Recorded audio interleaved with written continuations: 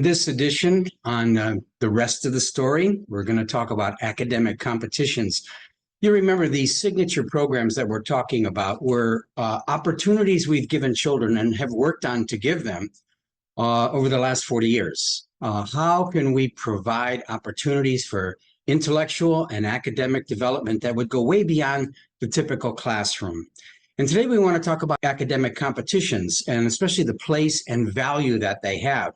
And we recognize when people talk about academic competitions and children, there's hesitation because of all the potential problems. Surely these are children. You don't want to pressure them. You don't want to make them feel that like they have to perform. But what we have done is to identify the things that help create growth and productivity via competitions, and then take those features of competitions and use those. And I'll explain to you as we go, and then to diminish the characteristics of competitions that we would like to avoid. And we've done a good job of it. We call it soft competition. And I think you'll see why as I explain it. What we don't want to do with an academic competition is what is typically done. There's a particular day in the year when the best and the brightest are gathered from different schools, and then they compete to see who's the smartest or who's the fastest, who's the most clever. That has very, very little value, and we choose to avoid that kind of competition. Instead, what we have done is, since 1984, is to collect the competitions that we've found to be open to all the children, and everyone can participate. And they all can grow, and they all can see their achievement. Of course, some are going to compete at the highest level, but everybody has an opportunity to grow.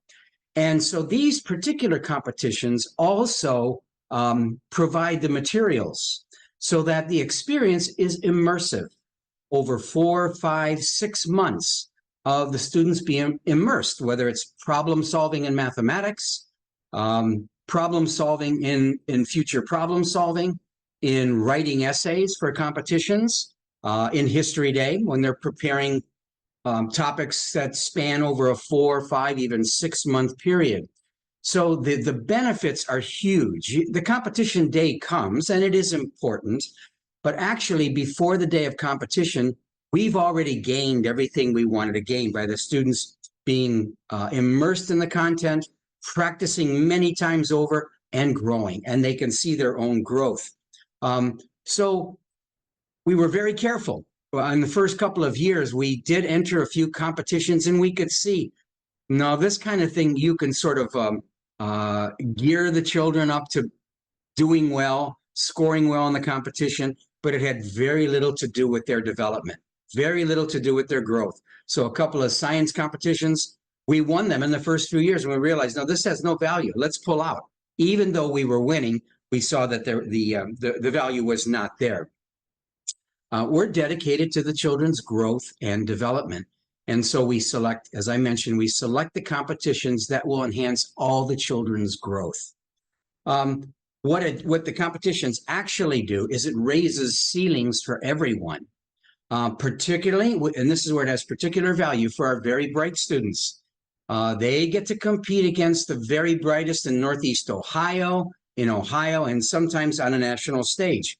And what the children discover is a couple things: standards of excellence.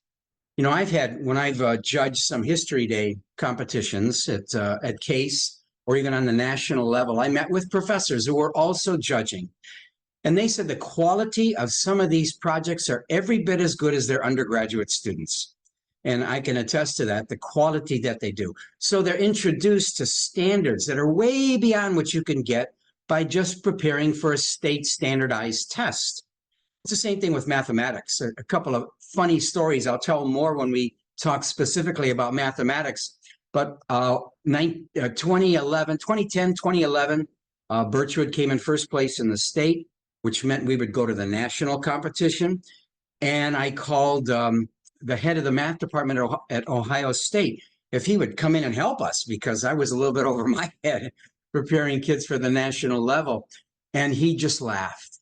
He says, math counts? Are you kidding me? I can't solve those problems. Of course, that was tongue in cheek. I'm sure he could.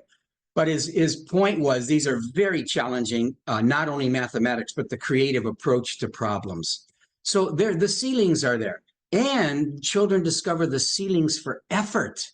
If you want to compete in any one of these competitions, even if they're are in school, our writing competitions or our math Olympiads or Continental Math League or our science fair, even if you want to participate at that level, you have to learn levels of effort and diligence and hard work in order to reach as high as you want to go. So again, regardless of a child's ability, they can learn that. Oh my goodness, there's standards of excellence that I can learn by being in this kind of competition.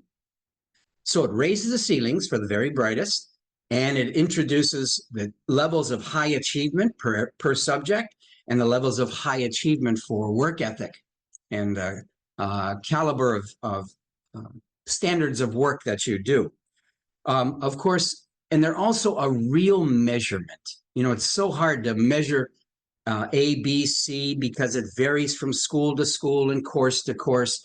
But these are most of the competitions are benchmarked against either the entire school or some of the best students in the country and state or in the country. And, you know, it's kind of interesting. So they really get a taste of what's real and what's not. You know, sometimes I see the little boys in 4th or 5th grade playing football on the playground, and what they've picked up are all the antics. You know, they score a touchdown and they spike the ball, or they score a touchdown and they do a little dance. And the only ones who don't participate are the children who actually participate in Muni football somewhere in the city. They realize this playground stuff, that's exactly what it is. It's play. I can show you what real football is. And that's not about jumping around or spiking the football. It's about being in shape and being able to play the game well. So they learn something about what's real. And of course, all our life, at least if you live in America, is a meritocracy. You learn to compete. So taking the good aspects of competition and using them as a training ground. So sometimes the children win things. Well, they've got to learn to be magnanimous and humble and to appreciate others who didn't, or to sympathize with a student who tried their best and just didn't succeed. They also learn how to fail. In fact, most of the time, they hope to win a gold award in mathematics and they get a bronze. They hope to win power of the pen and they end up not winning anything, not even getting out of the regional or the districts. Okay, what does that do? Well, you would think that would debilitate their ego. That's not the case. Instead, what often they learn is how to be resilient. Okay, what do I do next time? How can I get better at this? You know, if there was no competition, they wouldn't go through that, especially brighter children. They're able to master things too easily. And this way, when they pass through this kind of a competition, they get a realization of where they're at and how to reapply themselves. So oftentimes, coming home from history day and a student, 6th grade or 7th grade, didn't win a thing, and maybe there's a few tears, but soon afterwards, they're thinking, what can I do next year? How will I do it better next year? And I've seen the same thing with our math competitions, with our writing competitions.